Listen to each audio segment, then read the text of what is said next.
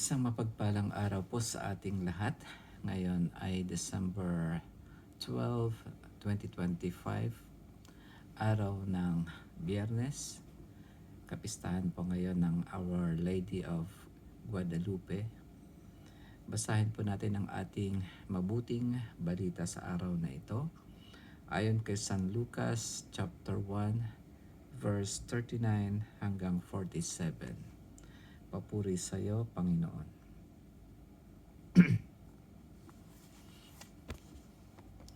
Hindi nagtagal at si Maria'y nagmamadaling pumunta sa isang bayan sa kaburulan ng Huda. Pagdating sa bahay ni Zacarias, binatiin niya si Elizabeth.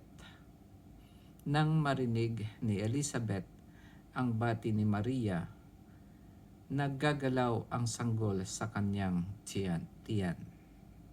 Napuspos ng Espiritu Santo si Elizabeth at buong galak na sinabi, "Pinagpala ka sa mga babae at pinagpala rin ang dinadala mo sa iyong sinapupunan. Sino ako upang dalawin ng ina ng aking Panginoon?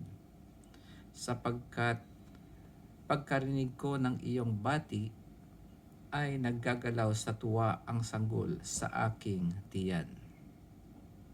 Mapalad ka sapagkat nanalig kang matutupad ang ipinasasabi sa iyo ng Panginoon." At sinabi ni Maria, "Ang puso ko'y nagpupuri sa Panginoon at nagagalak ang aking espiritu dahil sa Diyos na aking tagapagligtas." Ito ang mabuting balita ng ating Panginoon. Pinupuri ka namin, Panginoong Hesukristo. Ayun ang ating mabuting balita sa araw na ito ay tungkol sa pagbisita ng ating mahal na ina, mahal na Birheng Maria sa kanyang pinsan na si Elizabeth. Ito yung second joyful mystery natin after nung Annunciation. Ito yung second joyful mystery, the visitation of Mother Mary to Elizabeth. At dito ay talagang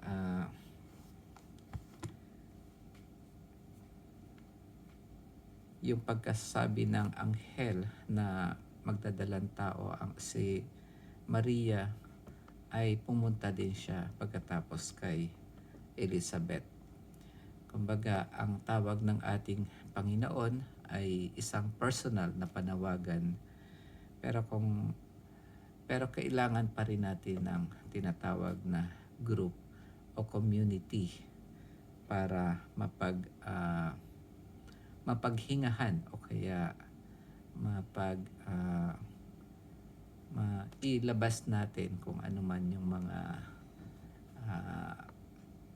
mga dinaranas natin sa buhay o kaya kung ano yung mga pinagdadaanan natin. Ganon din ang ginawa ni Maria dito. At ang pangalawa din ay nagsilbi ang ating mahal na ina sa kanyang kay Elizabeth. Ito ay matatawag nating selfless na service bilang pagtugon sa mission o panawagan ng ating Panginoon nung magsabi siya ng yes sa kalooban ng Panginoon. At sinabi dito, nang marinig ni Elizabeth ang bati ni Maria, naggagalaw ang sanggol sa kaniyang tiyan. Ang ibig sabihin ay bago pa man ipinanganak si Juan Bautista ay na-recognize na niya or na-identify na niya kung sino ang Mesiyas, Kumbaga, hindi pa man siya naisisilang ay parang nagsimula na siyang maging prophet na na parang gampanan ang kanyang tungkulin bilang isang propeta na maghahanda para sa daraanan ng ating Panginoon. Pagkatapos no, napuspos ng Espiritu Santo si Elizabeth at buong galak na sinabi. Napuspos siya ng Espiritu Santo, ganun din ang nasa loob ng kanyang sinapupunan na si Juan Bautista. At sinabi niya, pinagpala ka sa mga babae at pinagpala rin ang dinadala mo sa iyong sinapupunan. Kaya pinagpala, kumbaga blessed ang ating mahal na Eli, blessed, at ganun din ang sa sinapupunan niya na ang ating Panginoong Hesus. Sino ako upang dalawin ng ina ng aking Panginoon? Dito mauunawaan natin na si Maria ay recognize kaagad ni Elizabeth na siya ang ina ng ating Panginoon. O kaya siya ang ina ng Diyos. Kaya sinasabi na siya ay ina ng Diyos, Mother of God, o kaya Theotokos. Yun ang pinaka-title ni Maria dahil dito sa naging yung sinabi ni Elizabeth nung mapuspos siya ng Espiritu Santo. Sapagkat pagkarinig ko ng iyong bati ay nagagalaw sa tuwa ang sanggol sa aking tiyan. Mapalad ka sapagkat nanalig kang matutupad ang pinasabi sa iyo ng Panginoon. Yun ang ating mahal na ina. Pinagpala talaga siya dahil yung pagtugon niya ng yes sa kalooban ng ating Panginoon. At sinabi na Maria, ang puso ko'y nagpupuri sa Panginoon at nagagalak ang aking espiritu dahil sa Diyos na aking tagapagligtas. Ito yung part na tinatawag nating Magnificat, o kaya ito yung part na minamagnify ng ating mahal na Birheng Maria ang ating Panginoon.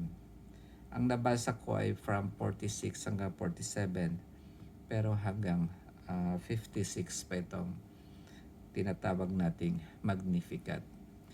Dito, pagkarinig ni Maria sa sinabi ni Elizabeth na mapalad siya, agad namang sinabi ni Maria ang itong Magnificat o pagpupuri sa ating Panginoon. Kumbaga, yung papuri ay hindi niya ipinokos sa kanyang sarili, kundi ipinokos niya ito sa ating Panginoon. Kaya sinabi niya, ang puso ko'y nagpupuri sa sarili niya, sa aking sarili. Ang sabi niya rito, ang puso ko'y nagpupuri sa Panginoon at nagagalak ang aking espiritu dahil sa Diyos na aking tagapagligtas. Sa English to, my Savior. O kaya sa ibang version naman, my salvation. Kaya dito, si Maria ay ipinanganak na walang bahid ng kasalanan. She is pure, na inihanda siya para sa pagiging ina ng ating Panginoon. At magandang basahin to at pagnilayan dahil marami po tayong matututunan dito sa verse na to. Itong Luke chapter 1, buong chapter, maganda po itong pagnilayan. Dahil dito nang gagaling yung sinasabi nating maliban doon sa Annunciation, yung Hail Mary, full of grace, the Lord is with you. Blessed are you, yan yung kay Elizabeth, among women, and blessed is the fruit, yun din yung kay Elizabeth, of thy womb. Tapos nilagay natin yung Jesus. Holy Mary, Mother of God. Yun ang sinabi ni Elizabeth na ina ng aking Panginoon, Mother of God.